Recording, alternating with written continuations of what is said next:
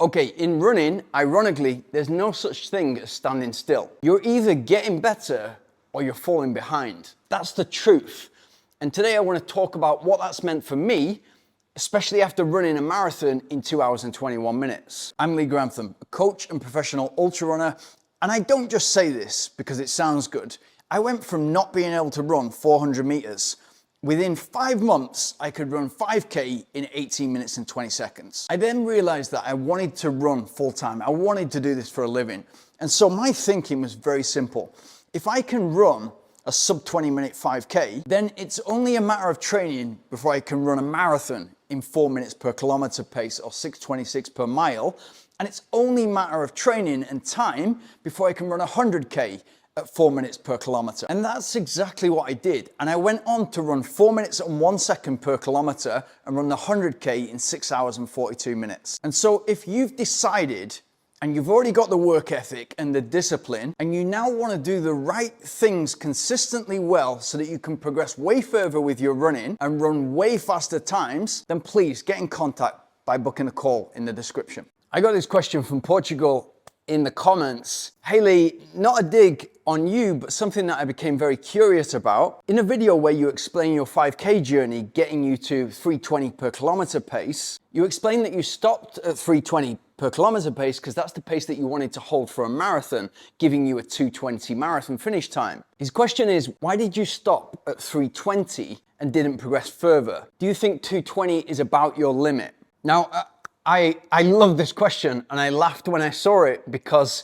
it's essentially the conversation that I'm having with myself all the time. And I'm gonna try and answer it as best as I can based on what has happened so far and what I want to happen in the future. So point number one is I felt at the time that I got into running quite late. I was 27 years old and I felt very quickly that if I want to be a full-time athlete, if I want to turn professional, I need to find my niche within running where I can compete at the highest level. And if you've not noticed, over the last 20, 30 years, the marathon scene has been dominated and the road scene from 10 kilometers to marathon has been dominated by that pocket of East African countries. And rightly so, they are ahead, above and beyond what we are capable of in America or in Europe. And it's so funny because everything is relative in running. And so if you're running 5 hours for the marathon or 2 hours and 2 minutes for the marathon, we can have a pretty good conversation. There's loads of commonality there. But it's relative in the way that maybe you would look at 2:20 and think that's a really good time. I remember running my fastest marathon, 2 hours and 21, and calling back home because I was in the UK. And you get the good side from your mum. She's really proud. She's seen you on the TV. And I got picked for England and that meant a lot to me. And then I spoke to my dad and he gives you the real side. And that's, for me, brilliant about kind of like British culture because they will bring you back down to ground. And my dad said to me, I don't know why you're so proud of yourself. Like the winner, Eliud Kipchoge, ran 18 minutes quicker than you. And so it's true. Like those guys are 6, 7 kilometers ahead. And I'd already realized this in 2010 when I got back into running. And so I needed to find where I could be useful and where I could be quick enough in order to compete. And it was kind of lucky that I did a couple of 5Ks, a 10K, and then was invited to an ultra marathon and just stood in awe of the podium guys and just thought, wow, I just want to be like those. And that became my niche. And so number two is I became good at going very slowly for long periods of time. And that's a trap that a lot of runners fall into, especially if they get too quickly into the marathon or ultra marathon running. And my approach became very much, I wanted to become as good as I possibly could at that race that I became obsessed with the race, 50 kilometers uphill, finishing on Mount Valletta in Granada. And I became obsessed with Granada and everything about Granada, the lifestyle, the running routes, the cycling. And so like many people, whatever you do in that first 2-3 years in running, as long as you're consistent and you don't have setbacks in the form of injury, you're going to move forward. And even if you were just to say, okay, for the first 3 years, all I'm going to do is run in zone 1 and zone 2, you would move forward because you'd be building your engine. And even when you tried to go quick and run an all-out 5K, there'd be something there for you to tap into. And so what happened for me was I was running 5K in 25 minutes, very quickly got that onto 20 minutes, and then all of a sudden got it to, what I said in the video, 16:30, so 3:20 per kilometer. And at the same time, I'm getting better in these ultra races, but then I had this realization that if I want to compete with the best in the sport, which was at the time Giorgio Calcaterra, Italian, Jonas Budd, Swedish, and Jim Walmsley even at that time was there or thereabouts. Those guys were much quicker in the marathon, so they had that speed. And both Jonas and Giorgio, massive heroes of mine, both been world champions multiple times in the 100K, their marathon time was about 2:18 to 2:22. And what I'd realized from watching those guys and also competing with them into 2015 is the world record for 100K was 6:13 at the time by a Japanese guy. It had been held by Japan for a long time. And I felt that was quite a weak world record. And I felt that somebody on a good day could get that. And I wanted to be that person. But I knew that to be able to do that, I'd need to get my marathon time down and I'd need to be aiming at that 2:20 mark. And my thinking was very simply, once I can hold 3:20 per kilometer for the entire duration of a marathon, I can go 10% slower and hold that for 100K and run the world record for 100K, which at the time was 3:43 per kilometer for that 6:13 pace. And I wasn't smart enough to factor in, because it was a 20-year record, I wasn't smart enough to factor in that would probably improve. And it has since improved to 6:10, 6:9, and now even 6:5. And so number 3, my shift back to the marathon was just to focus on getting as fast as I possibly could on the roads. And the progression there, I've talked about it quite a lot on this channel, but my first marathon, 4 hours 25, second marathon, 3 hours 25. And that's a normal jump because you mess the first one up and you're kind of not used to it, you're not used to nutrition. You correct those things and you go a bit quicker. But then the next marathon where I jumped 48 minutes and got to 2:37, that was like, okay, well, I'm in touching distance of being able to get towards 2:20, and then I ran 2:24 and then 2:21. And what was more important for me and what that allowed me to do that time was I could come out of a trail race and be in the last 60, 70K of a trail race and hold 4 minutes per kilometer for 70K. And that puts you in contention for most races. What it also meant was I was traveling around the world. I'd gone all in, and this is why the channel is called All In, because you go all in on a goal. You decide, I don't like having a plan B or C. It's just, this is all in. I don't want a safety net. I'm going to try to make this happen with everything I've got. And I just decided, so I moved from Sweden to Granada to the foot of the mountain of the race that I became obsessed with and wanted to get better at, because I knew if I would get better in that race, I would get better at all my running. And that's exactly what happened. It also meant that I was training in the best possible surroundings, the best possible environment conducive of good running. So heat, a little bit of altitude, the city's at 800 meter, very easy to get up to 2,400 meters and even up to 3,300 meters. And then you're around talented runners all the time. And for me, that leap of faith, and I never saw it as that.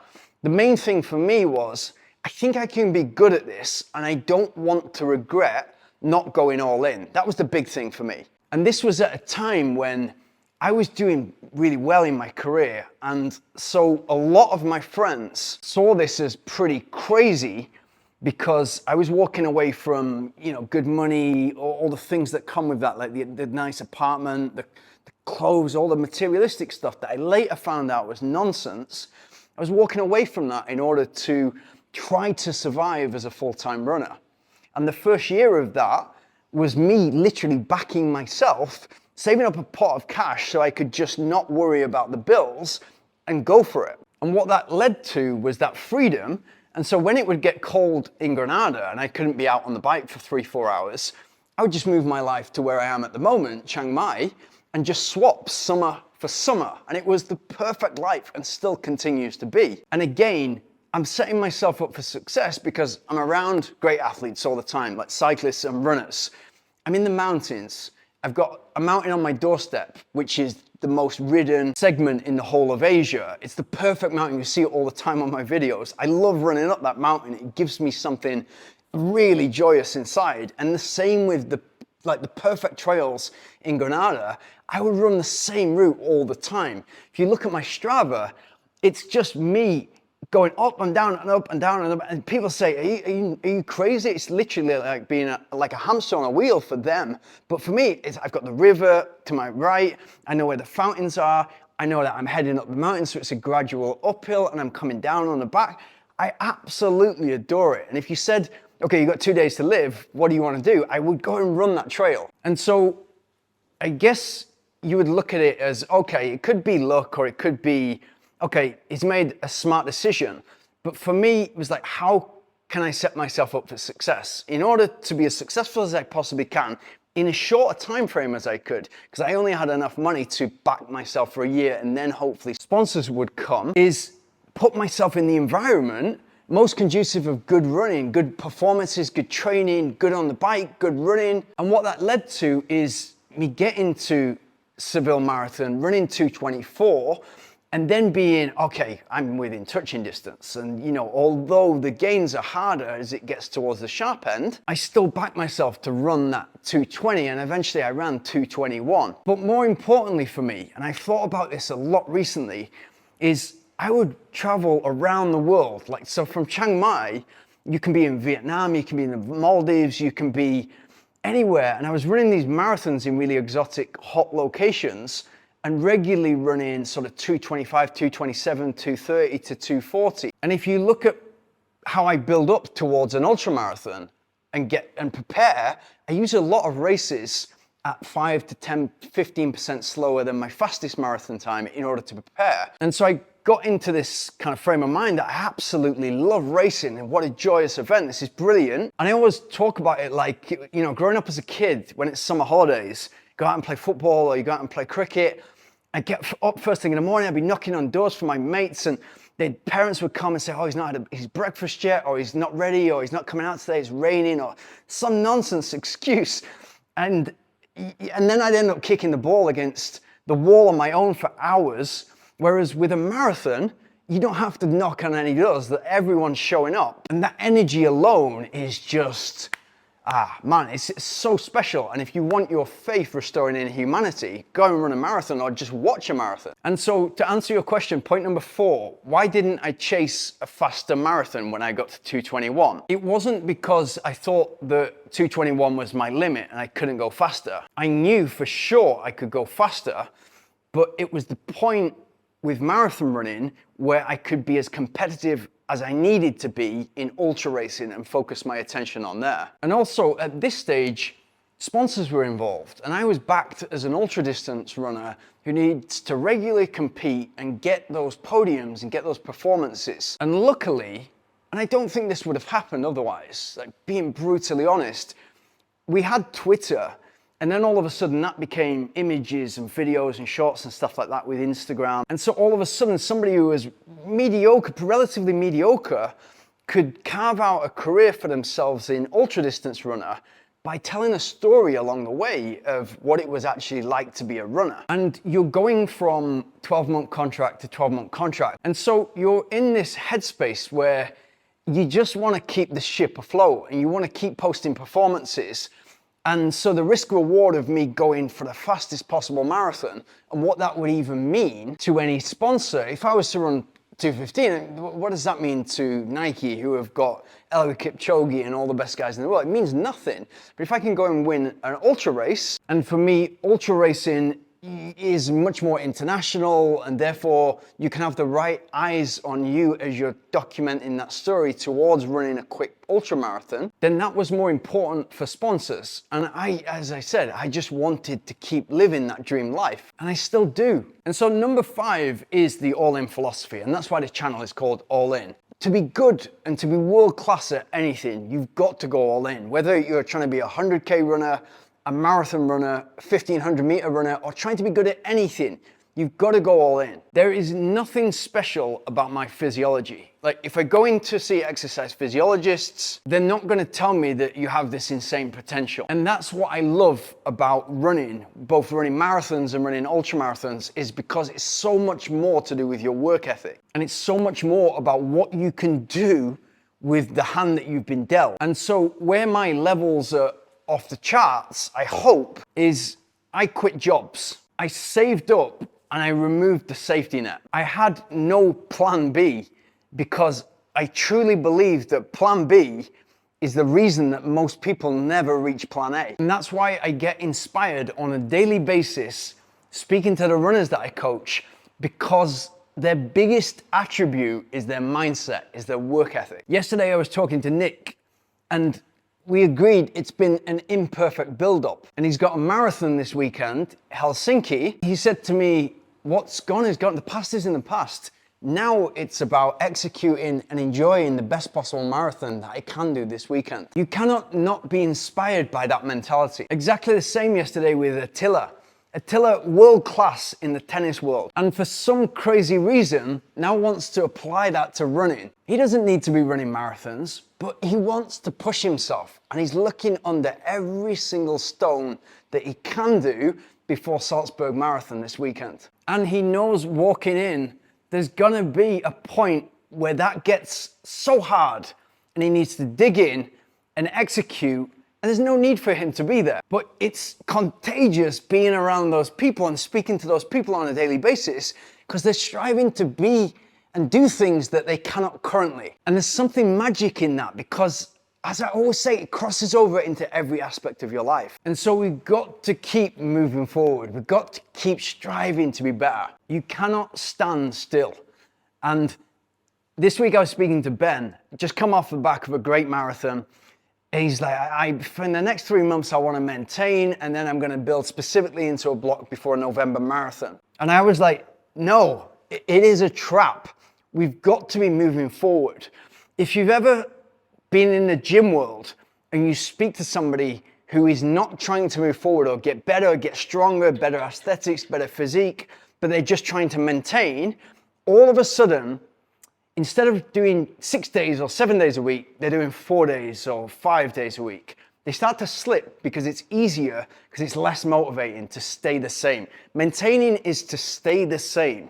And so you've got to have a new goal. And whether that's, okay, we just come off the back of a marathon, give yourself 2 to 4 weeks, physical, mental downtime, go at something. It doesn't matter whether it's a 1 kilometer goal, a 1 mile goal, a 5 kilometer goal, a half marathon goal, a vertical kilometer. Whatever you aim at is going to make you a better trainer, a better runner, and it's going to nicely feed into that next specific block if you want to run another marathon. But to maintain, it's a big mistake, and it will lead to a lack of motivation, and actually you're going to move backwards. And that's exactly how I feel now. So I ran 2:21, and I think my fastest half marathon is in the first half of a marathon, like 68:30 or something like that. I don't have a half marathon PB because I was so focused on ultra running. And so what I'm going to focus on now, and I'm going to document this and film the training sessions, is 5K, 10K half marathon, with the main goal being I want to run up the local mountain, which is 8 miles or 12K, as fast as I possibly can. I'll document that as well so that you can see what goes into it. We're going to hit some monsoons because we're in monsoon season, but it's going to be great fun. And that, if you can keep this whole thing, you're moving forward and it's incredibly fun at the same time, you are living the dream. With whatever you're working on right now, good luck. And if I can give you one piece of pro advice, it would be, don't take it for granted.